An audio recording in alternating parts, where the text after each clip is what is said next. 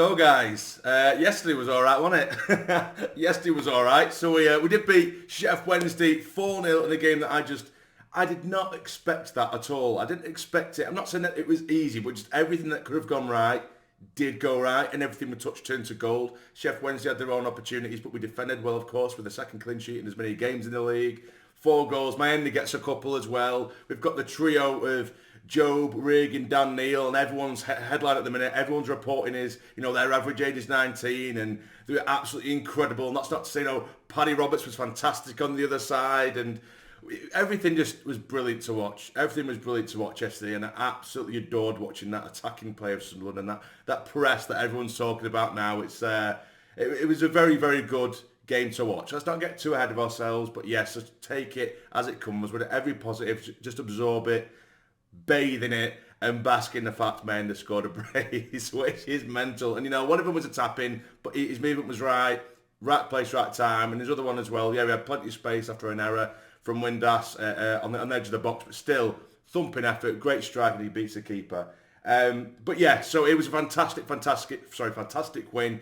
And I do apologise that there hasn't been a video in nearly a week now. Long story short, not going to make a meal of it. Essentially, I've lost a member of family recently, and it was his funeral this week. So I just wanted to kind of remove myself from sticking myself in front of a camera and social media. If you follow me on social media, I've been very quiet on there as well. I'm not my usual self, where particularly after a game like yesterday, I'll be absolutely the biggest gobshite on the internet usually, on Twitter in particular, but I've kept it somewhat quiet. But yeah, so that's the reason. So I do apologise for that. I just thought it was probably the right to just stay clear for a little bit. But yesterday, fantastic. Going into the game, originally when I saw that Alan Brown had picked up a knock, I was gutted, and I thought, on the one hand, I thought it'd be nice to see Rig in the middle of midfield, or at least that area. He's not stuck out on the wing, which is what we've been seeing quite a lot with Rig. But to see Rig alongside the likes of Job and Dan Neil and stuck in the middle, I've been wanting to see that for so long. I was saying it all last season, and we saw it, and he didn't look an ounce out of place whatsoever. If anything, I think he almost outperformed the pair of him. And Dan Neil and Job had great games as well. And, that's for Job. And, the other day, he popped up with that contract extension, and I've always felt like I've been very harsh on Joe, and I say this every time. I nearly give him a bit of constructive criticism or whatever. Not at any point have I ever said he was shit, or he's a poor player, or he's a bad player. It's the frustrations whenever he maybe doesn't perform to a certain level, because I know he can do better. There might be other players who are performing at a level that isn't great, and I might not give them any stick or give them any criticism, because I know that might be their levels to whoever player it is respectively.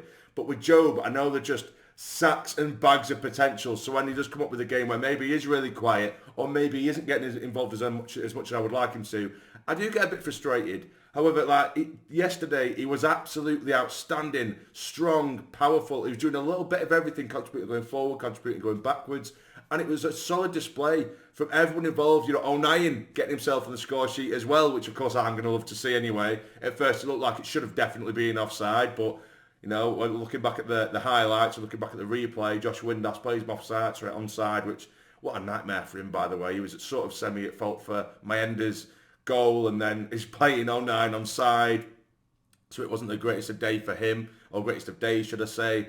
But yeah, everything that could have gone right did go right, and that's not just saying, of course, you need a little bit of luck sometimes, but then sometimes as well, you need to give them credit, because the press was outstanding. Again, it wasn't just everyone just lobbing themselves at the opposition. It was specific. It was immaculate in the way that it was played. I wanted to try and throw as many nice words as I can as possible, because you're going to after a 4-0 win, aren't you?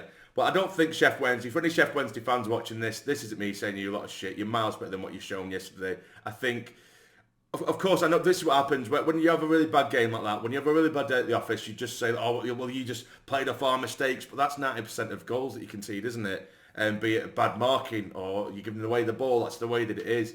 I just felt like we were very, very good on the day. And granted, yeah, there were a couple of things where you might have handed certain opportunities on a plate, but we have to defend still, and we still have to take the chances that are given to us.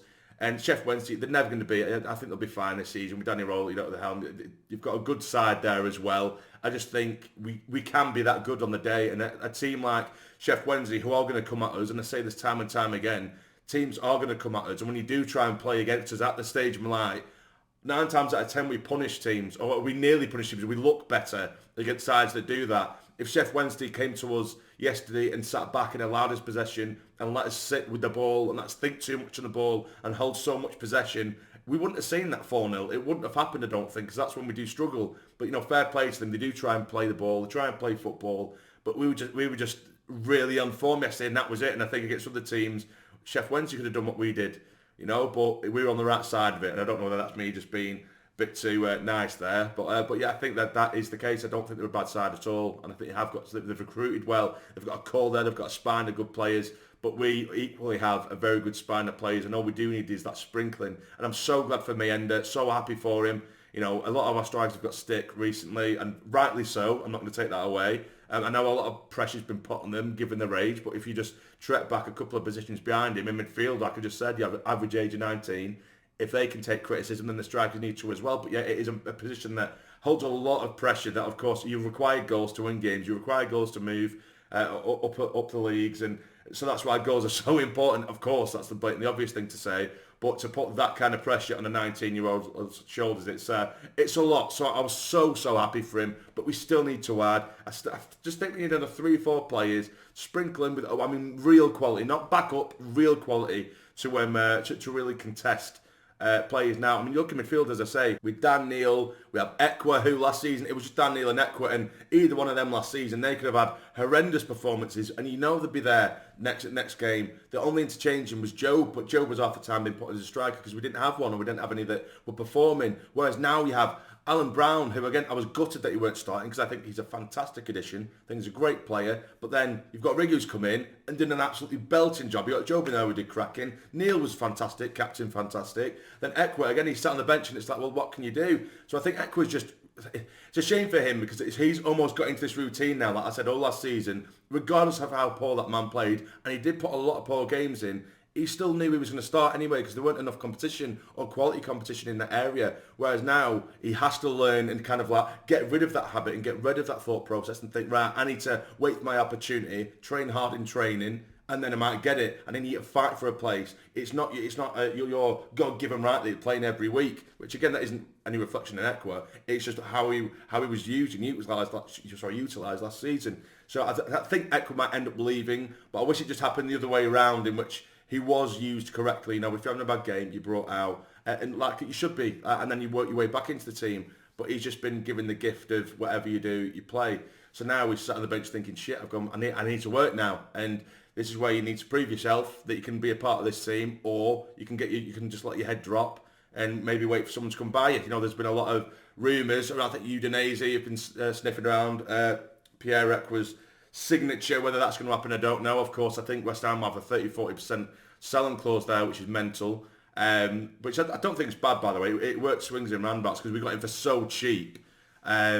Then that some teams are going to ask for a percentage like that. But it depends how much we get for him. I still think there's a massive player in Pierre-Ekwa, but whether he just wants to be starting week in, week out like every other player does. But in this side, you have to work for it. If he wants to work for it, fair enough.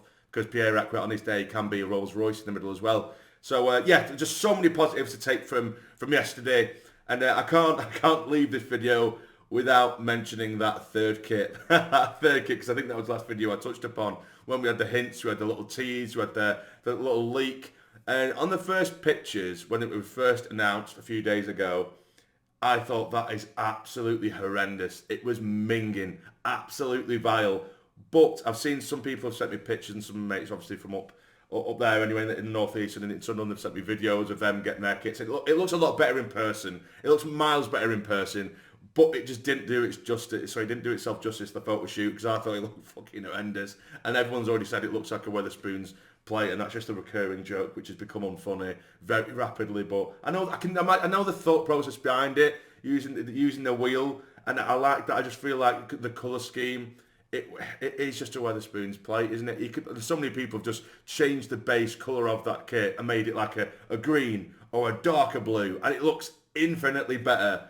But on first glance, it looks shit, and then you go and see it in person, or you do see it in person, and it is a lot nicer. So we'll see whether I'll whip my wallet out for that one. But yeah, anyway, so guys, let me know what you guys thought of the game yesterday. I'm presuming very positive. Anything that I missed out that you think I should have mentioned, or any negatives maybe, anything like that. But yeah, Burnley next up. Hopefully we carry on. Again, I apologise for It's another nearly a week without a video, but there we go. Life is life. Anyway, hope you're all good. Like the video, subscribe if you're new. Take care. Stay jammy.